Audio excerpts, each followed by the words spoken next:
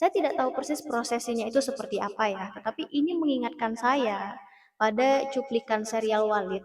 Jadi pada suatu ketika, Walid ini menyampaikan kepada para santriwatinya,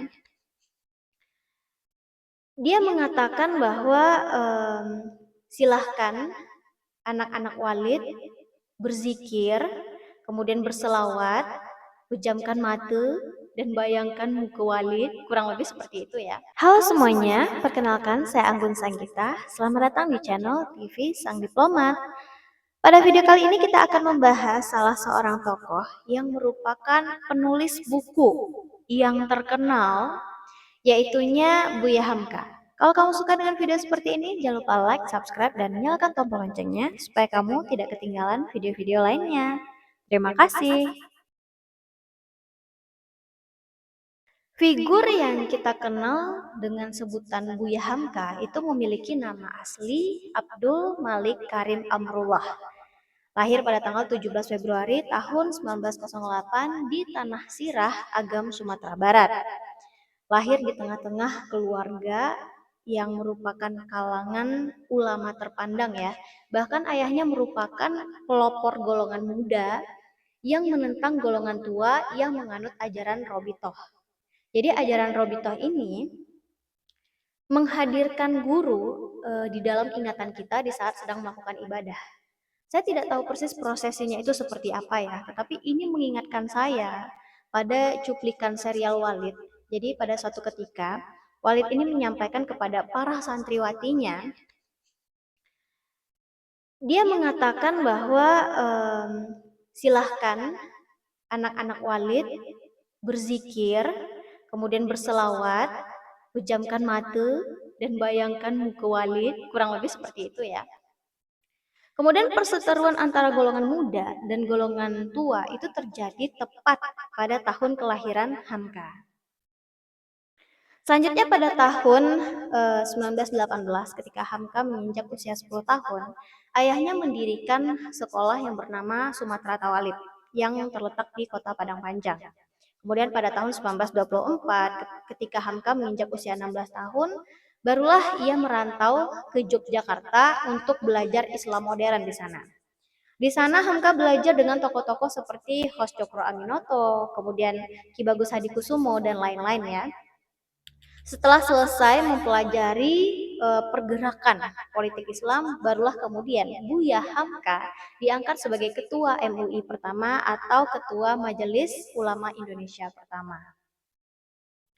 Buya Hamka dikenal sebagai sosok ulama yang diplomatis. Kemudian juga dalam dakwahnya beliau itu pernah mengatakan bahwa ada banyak sekali teori-teori barat yang dapat memperkukuh rukun iman kita.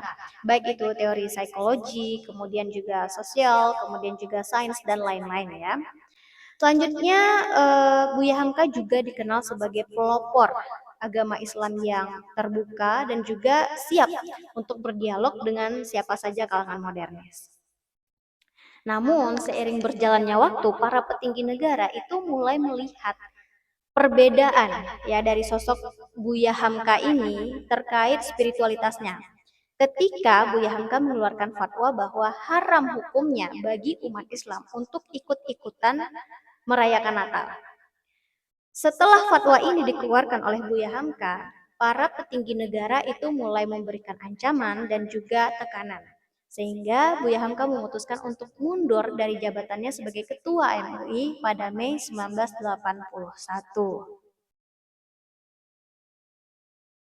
Terlahir di tengah-tengah keluarga besar ulama yang terpandang, kemudian juga dikenal sebagai sosok ulama yang diplomatis dan juga sempat mengeluarkan fatwa bahwa haram hukumnya bagi umat Islam ikut-ikutan merayakan Natal. Sedikit sekali yang tahu bahwa sebenarnya Buya Hamka itu memiliki kakak laki-laki yang merupakan seorang pendeta bernama Abdul Wadud Karim Amrullah atau di keluarga mereka itu biasa disapa dengan Auka ya. Jadi awal mula ceritanya pada tahun 1907, Auka ini menikah dengan seorang gadis blasteran Indonesia Amerika. Awalnya gadis itu mau menjadi mualaf.